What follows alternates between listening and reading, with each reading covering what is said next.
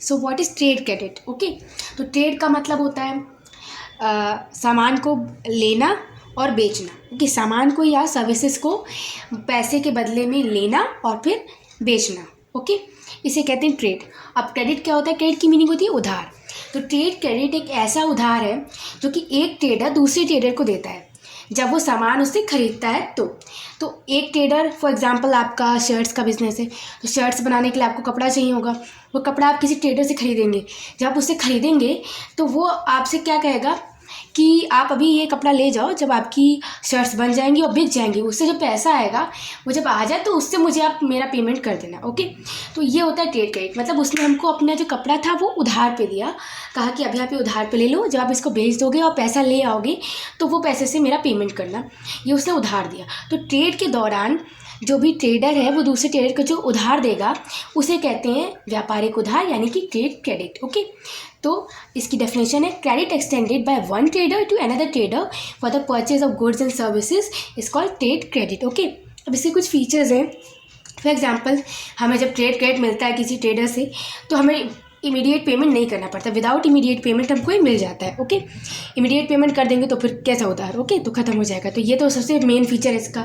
अगर ये फीचर ख़त्म हो जाएगा तो ये इसका एग्जिस्टेंसी इसी पे बेस्ड है। ओके, दूसरा फीचर है कि जो हम लोग होंगे जिनको क्रेडिट मिलेगा, उनके जो अकाउंट्स होंगे, अकाउंट्स की जो बुक्स होंगी, उनमें जिससे हमने उधार लिया है उसको हम लोग कैसे शो करेंगे? सैलरी क्रेडिटर्स या अकाउंट्स पेबल के नाम से, यानी कि वो हमारा क्रेडिटर हो जाएगा। ओके, अकाउंट्स पेबल हो जाएगा, हमको उसको जो है पे करना है। ओके, और फिर थर्ड फीचर होता है शॉर्ट टर्म फाइनेंस, यानी ये जो ट्रेड क्रेडिट है ये हमको थोड़े समय के लिए ही उधार प्रोवाइड करता है, पैसा प्रोवाइड करता है। क्योंकि अगर हम किसी से शर्ट का कपड़ा फॉर एग्जांपल आपने खरीदा और कहा कि बाद में पेमेंट करेंगे, तो अब ज़िंदगी भर तो 3-4 साल तो नहीं चलेगा ना। अब इनको कुछ ही टाइम बाद करना पड़ेगा, तुरंत बेचेंगे और फिर उसको पेमेंट देंगे, इतने दिन तक तो नहीं रुकेगा ना। तो एक शॉर्ट टर्म फाइनेंस हुआ, क्योंकि 1 साल के अंदर का जो हमको उधार लेते हैं उसे कहते हैं शॉर्ट टर्म लोन। 1 साल से ज़्यादा टाइम के लिए हमको मिलता है तो होता है लॉन्ग टर्म। तो ये शॉर्ट टर्म फाइनेंस का सोर्स है, स्रोत है। ओके, फिर फोर्थ फीचर है ग्रांटेड फाइनेंशियल स्टैंडिंग। ओके, तो ये हमको तब ग्रांट किया जाता है जब हमारी फाइनेंशियल स्टैंडिंग हो मार्केट में, गुडविल हो और क्रेडिट वर्दिनेस हो और जो हमें उधार दे रहा है उसे पता हो।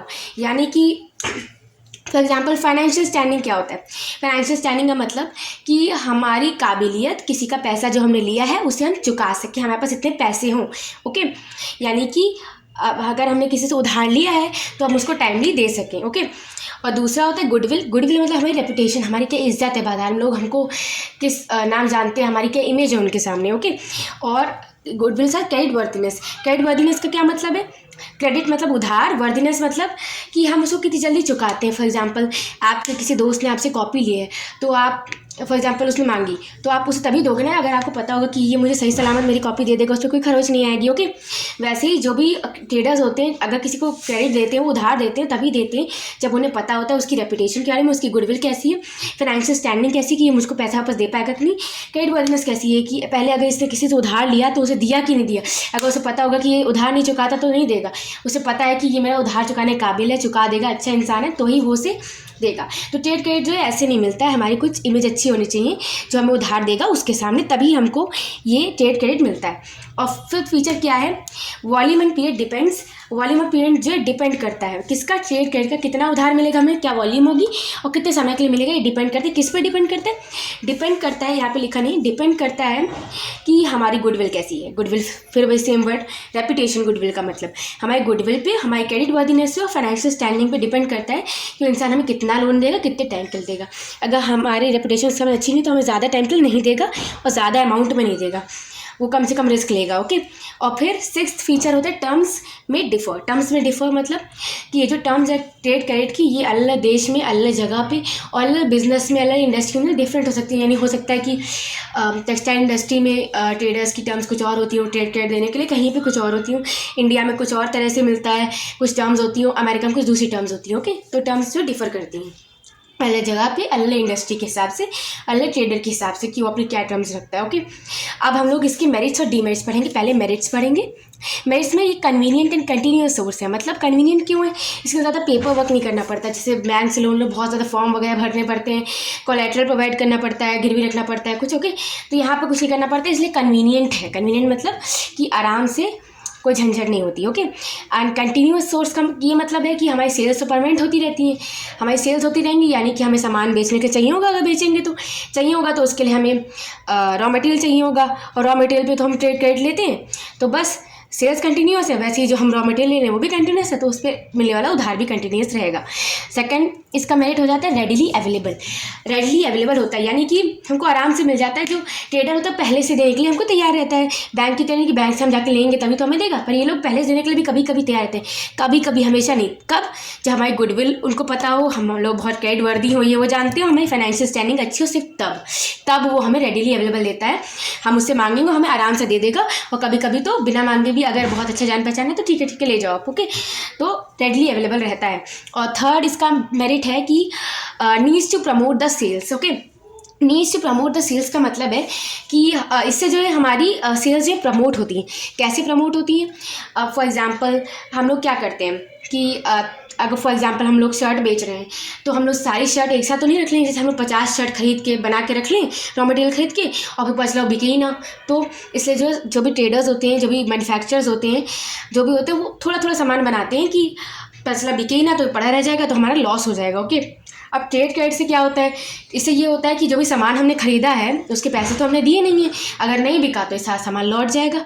अगर हमने शर्ट बना दी है फॉर एग्जांपल, तो थोड़ा सा रहता है रिस्की, लेकिन फिर भी ये रहता है कि हमने उसका अभी तक पेमेंट नहीं किया था, तो अब उसका हम अलग से पेमेंट कर देंगे। और ये बात के लिए फॉर एग्जांपल आप समझिए, देखिए एक एग्जांपल लेते हैं कि आपने जो शर्ट बनानी थी, आपने शर्ट का जो कपड़ा खरीदा, अब आपने 30 शर्ट का कपड़ा खरीद लिया और 5 लाख बिकी से 20, तो आपका लॉस हुआ ना। ऐसा हो जाता है, इसलिए जो कम बना के रखते हैं ट्रेडर्स। ओके, तो ऐसा ट्रेड क्रेडिट में क्या रहता है, हमने अभी तक पेमेंट किया नहीं है। ओके, तो हमने कपड़ा तो पहले ही खरीद के रख लिया कि जब भी कस्टमर को चाहिए होगा तुरंत से हमारे पास कपड़ा पहले से, हम तुरंत उसको शर्ट बना के दे देंगे। ओके, लेकिन अगर वो नहीं बिकती तो क्या होता, तो भी कोई प्रॉब्लम नहीं है। हम जो कपड़ा लिया था उसको एज इट इज़ वापस लौटा देंगे। पैसे नहीं मिले तो क्या हुआ, वापस सामान ही एज इट इज़ लौटा दो। कौन सा उससे पैसे हम लोगों ने उसको पहले से दे दिए थे। ओके, तो ये फ़ायदा रहता है ट्रेड क्रेडिट से। इससे जो प्रमोट होती है सेल्स, यानी कि हम लोग ज़्यादा सामान लेके रख पाते हैं, तो ज़्यादा बना के बेच भी पाते हैं। फॉर एग्जांपल कोई हमसे आके अगर मांगे कि हमको अभी शर्ट चाहिए, हम लोग कहें कि हमने तो कम ही शर्ट रखी थी, हमको लगा था कम बिकेगा, और अब तो हम लोग भैया है नहीं, आप जाओ। तो इससे क्या होता है कि कई कस्टमर लौट जाते हैं। और दूसरी सिचुएशन, लेकिन ये भी हमको देखना पड़ता है ना कि अगर नहीं बिका, बहुत कम है, हमने ज़्यादा रख लिए, तो क्या होगा, इस चक्कर में नहीं रखते। लेकिन इससे ट्रेड क्रेडिट से क्या रहता है, हम ज़्यादा लेके भी रख सकते हैं और लॉस भी खत्म हो जाता है। मतलब जो रिस्क है वो भी खत्म हो जाता है लॉस का। ओके, इसलिए ये जो है प्रमोट करता है सेल्स को। ओके, एंड इसका फोर्थ फीचर ये है कि to meet expected rise in sales in future. अच्छा, एक्सपेक्टेड राइज इन सेल्स का मतलब है वही जो मैंने अभी एग्जांपल दिया कि फॉर एग्जांपल किसी ट्रेडर को लग रहा है कि अगले महीने जो है बहुत सारी शर्ट बेचेंगे। अभी शर्ट के एग्जांपल छोड़ो, फॉर एग्जांपल अभी जो है कोई दूध वाला है फॉर एग्जांपल। ओके, अब होली पे जो गुजिया बनती है, बहुत कुछ बनता है, तो उसको लग रहा है कि मार्च में तो बहुत ज़्यादा दूध जो है बिकेगा। कोई रिटेलर है, ओके, तो वो सोचता है कि मैं बहुत सारे पैकेट्स मंगवा के रख लेता हूँ। ओके, तो दूध बिकेगा, लेकिन फिर वो सोचता है कितने मंगवा लूँ, 100 मंगवा लूँ। अब पचला मेरी दुकान के बगल में और भी कई दुकान है, मेरे साथ से बहुत सारा नहीं बिका तो मेरा लॉस हो जाएगा। पड़ रहेगा इतना सारा दूध, ज़्यादा दिन तक तो रख भी नहीं सकते। ओके, दूध कब तक रखेंगे, कुछ एक्सपायरी होती होगी ना। पचला पड़ा ही रह गया। छोटी सी दुकान है, बहुत छोटा सा ट्रेडर है, अब उसके यहाँ सब कुछ लेने तो आते नहीं लोग, से दूध ही दूध रखता है थोड़ा बहुत, वही बिकता। कह रहे कितना सारा मंगा लूँ, मैं ज़्यादा मंगा लूँ क्या। अब अगर वो ज़्यादा मंगा लेता है तो उसको लेकिन रिस्क है फिर भी कि अगर फॉर एग्जाम्पल नहीं बिका तो क्या होगा। लेकिन अगर सच में बिकने लगा लोग आके मांगे तो फिर मेरा नुकसान हो जाएगा। अगर मैं रख लूँगा तो उसमें फ़ायदा रहेगा। तो वो सोचता है मैं रखूँ ना रखूँ। तो ऐसे में क्या रहता है कि अगर ट्रेड क्रेडिट रहता है तो क्या करेगा, आराम से दूध जो है उधारी पे मंगा के रख लेगा। बिकेगा तो बिकेगा, ठीक है, नहीं बिकेगा तो वापस कर देगा वो पैसा, तो क्योंकि पेमेंट अभी तक किया नहीं है। तो ट्रेड क्रेडिट का ये भी फ़ायदा रहता है कि अगर आपको लग रहा है कि कुछ आप एक्सपेक्ट कर रहे हैं ऐसा कि फ्यूचर में जो है आपकी जो सेल्स है वो राइज होने वाली है, तो आप पहले से जो है उसका इंतजाम ज़्यादा सामान मंगा के रख सकते हो कि राइज होंगी तो बिकेगा। अगर नहीं बिकेगा तो उसमें रिस्क नहीं है क्योंकि वो वापस लौट जाएगा सामान। ओके, अब इसका फिफ्थ मेरिट ये रहता है कि no charge on assets. Assets में कोई चार्ज ना, क्या मतलब होता है, जब हम बैंक से कोई लोन लेते हैं, किसी से भी लेते हैं, तो उसके लिए हमको गारंटी देनी पड़ती है। फॉर एग्जाम्पल आपने किसी से 5 लाख का लोन लिया और वो ऐसा तो नहीं देता, वो कहेगा कि अच्छा अगर तुमने मेरा आगे चल के पैसा नहीं लौटा तो मेरा पैसा मुझे कहाँ से मिलेगा, तो अपना घर गिरवी रख लो, गाड़ी गिरवी रख दो, कोलैटरल प्रोवाइड करो मुझसे, जिससे कि अगर मेरा पैसा तुम मुझे आगे चल के नहीं दे पाते हो तो मैं उस चीज़ को बेच के ले लूँ। इसको कहते हैं कोलैटरल। ओके, जब कंपनी कोई लोन लेती है तो उसमें भी उसके जो कंपनी कोई एसेट्स होते हैं, यानी कि बिल्डिंग होगी, लैंड होगी, उसको गिरवी रखना पड़ता है, उसके बदले लोन मिलता है। ओके, तो अब इसमें ट्रेड में क्या रहता है कि हमें कुछ गिरवी नहीं रखना पड़ता।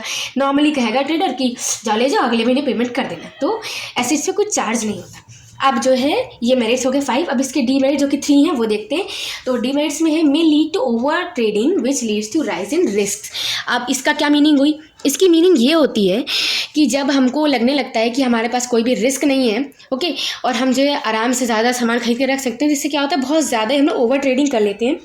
इसका मतलब कि ज़्यादा सा जो हमने सामान पाया बहुत ज़्यादा ले लिया था कि मैं अभी बाद में तुमको पैसे इसके दे दूँगा, और क्या हुआ कि हमने बहुत सारा लेके रख लिया, अब बिका बिल्कुल नहीं बिका, बहुत बिल्कुल भी नहीं बिका।